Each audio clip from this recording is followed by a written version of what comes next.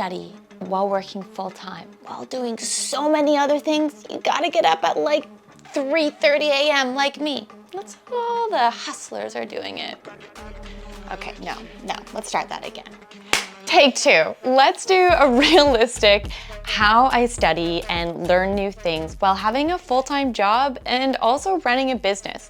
And I really wanted to make that meme or parody at the beginning because I see a lot of these videos and they're completely unrealistic. And as someone who has a lot on the go, as I'm sure like many of you do, but it's so imperative, so crucial that I keep up my technical skills, learn new things, keep on building different things because it's relative to my day job, but also my business and my interests, how I want to advance my career. You get the idea. Learning is very important, but as we take on more responsibilities, it seems to get pushed to the side. In today's video, I'm going to share with you how I managed to maintain studying and learning new things consistently with everything else going on. Okay, let's go. Okay, first things first though, as we go through my day, we need to get some substance. We need to get some food. So let's create a smoothie and of course, a coffee.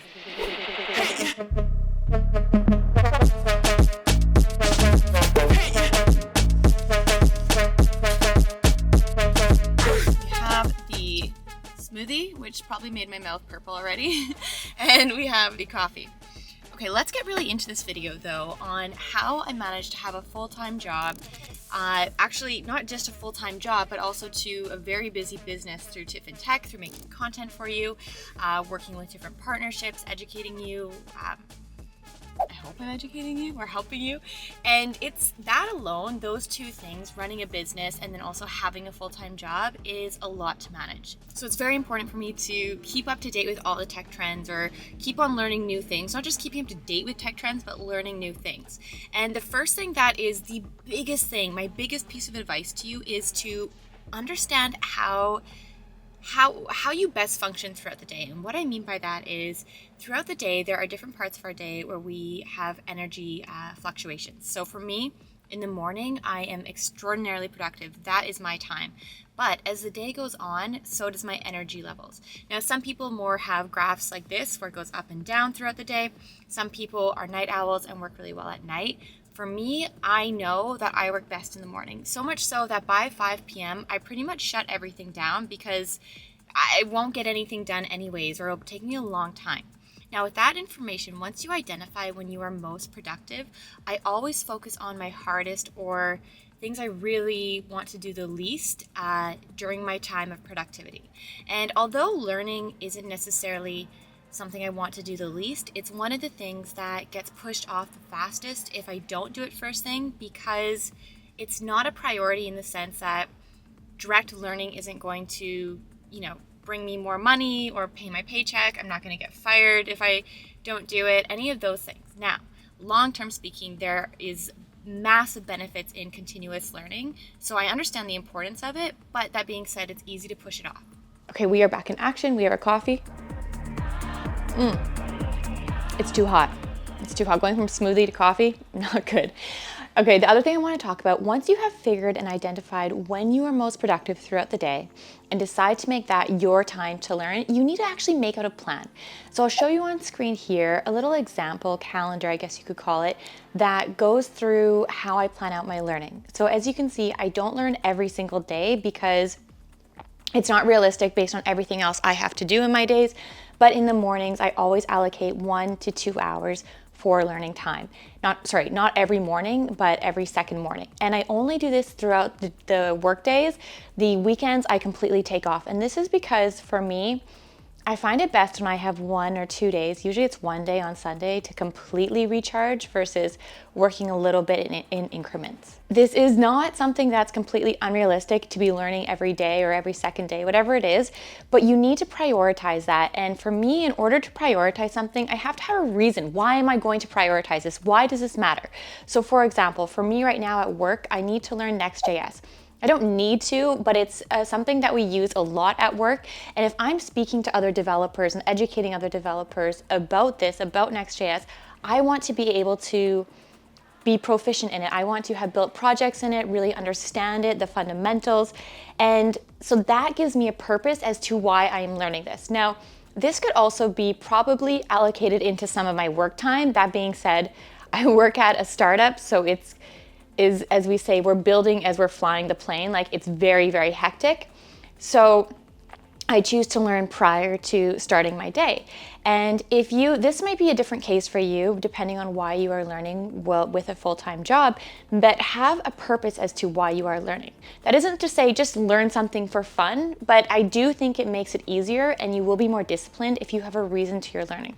Maybe it is to get a promotion, maybe it's to get a new job, but have that purpose, write it down, and I literally have it on my desk as to what I'm learning. It's like a little commitment to yourself. Okay, now another thing you really need to do when you're starting to study with a full-time job is you need to have a place to work. And this doesn't have to be, in like a dedicated office or this massive home office, whatever it is, but have a space that is just dedicated for studying and or working. And what this does is it really tricks your mind or your body that during this time when you sit down in this specific area, it's solely for working. Your body's not used to going on social media during this time, looking at the computer or TV, but rather it's like, okay, this environment, it is for learning. And that is a little psychological trick that will help set you up for success when learning as well. Now let's talk a little bit about time blocking and also too a bit more about finding the time in a day to learn. So as I mentioned, I really prioritize my mornings for learning. That being said, there is other alternatives that I've tried in the past that work pretty well too. One of the things being is learning on your slow time. So maybe it's your lunchtime, maybe it's right after lunch, or maybe you have breaks throughout the day. Now I have tried this, breaking up my learning throughout the day into say 15-minute increments where it's like in the morning I'll learn for 15 minutes, then I'll take a coffee break and learn, and continues throughout the day. For me, this completely does not work. I really need to sit down and be focused for a period of time versus just kind of blips of information.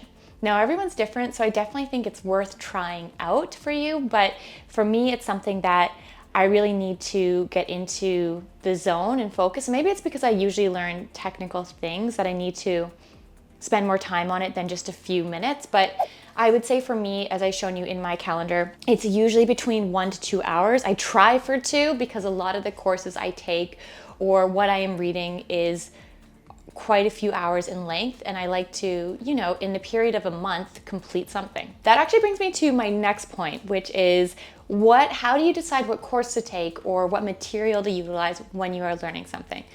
I think now we're entering an era which is really interesting. It's getting to the point where there is so much information online on the internet. That's not the problem. The problem now is what resources to trust. Where do you find accurate information? Where do you trust these courses? And that on its own is very challenging. How I usually utilize this or navigate this depends on what I am learning, but for a lot of things, I'll go back to my Next.js example. For that one, I got some advice from people who are very familiar with Next, and a lot of them were like, Tiff, don't even take a course or a tutorial. Just, you're very familiar with React. Just read the documentation on Next and you'll be fine. And I started doing that, and that's not typically my normal learning pattern. My normal learning pattern is watch a video, read the documentation, then build on my own. And I found when I broke that learning pattern and tried what they were suggesting, it completely did not work for me. It really messed me up, and I just felt confused and just like flustered. I didn't know where things were going. And anyways, what that really taught me was that whatever way works best for you for learning, whether it be through visual, through reading the documentation, through building, through all of the above, make sure you stick with that. And if you don't know how you learn best, that's something that you need to try over time. Try different methods, whether it be reading the documentation, video format, etc. Not only try different formats, but kind of as I alluded to, try them in different orders. So for me, having the video first, watching tutorial first, really helps me. And when I flipped the script and went back to learning Next.js learning through video first and then documentation, it's like, oh, this makes sense. Okay, we got it here. The other thing that is super important to note is To have realistic expectations. I think a lot of times the problems that I've spoken about a lot in these videos is that people get so worried about, or they put so much pressure on themselves to, I need to learn this by this date. And yes, you should have an end date in mind or an end goal in mind, but be kind to yourself, because life happens. You know, you're working a full-time job. Maybe, like my case, you're also running a business on the side, and you have a family or a personal life. Like, I think sometimes we put this unrealistic pressure on ourselves, and if we don't deliver and reach that pressure or meet those potentials that we're trying to anyways, it just, in turn, we don't do anything. We freeze or we give up. So one of my biggest takeaways, I guess, for me from this past year is really to be kind to myself. Speak to myself how I would speak to others. And if you've been watching my videos for a while, I'm sure you have heard me say this, but it's really because it is so important to do so. When you start treating yourself like you treat others and giving yourself the space that, hey, maybe there's a day you just don't feel like it, that's okay. So those are really my biggest tips and pieces of advice for anyone who really wants to study with a full-time job. It's not easy, but you need to be consistent and you need to think big picture, long-term, how this will help you, what you are doing, the purpose of it, what is the purpose of your learning, and how it will help you in the future. I've actually heard of some people who carry around or put on their desk a little photo of themselves as a child. This is something that is interesting to me. All right, I just got cut off. I think that means, Tiff, it's time to wrap it up. I hope you found this video very helpful and valuable, though, as far as how you can study with a full-time job. When you are learning something new, take these tips into consideration. The biggest thing for me, the biggest takeaway, though, is really to not only prioritize it, but also to have a purpose, have an understanding as to why you're learning. Speaking of learning, I'm gonna go do just that. Bye, everyone. Oh, and if you haven't, hit that subscribe button and leave in the comments questions you have, because I will literally go through all these comments and answer each and every one of them. You can hold me to that. And the second thing is, that's how I make these videos. So let me know what other topics you want me to cover. Bye, everyone.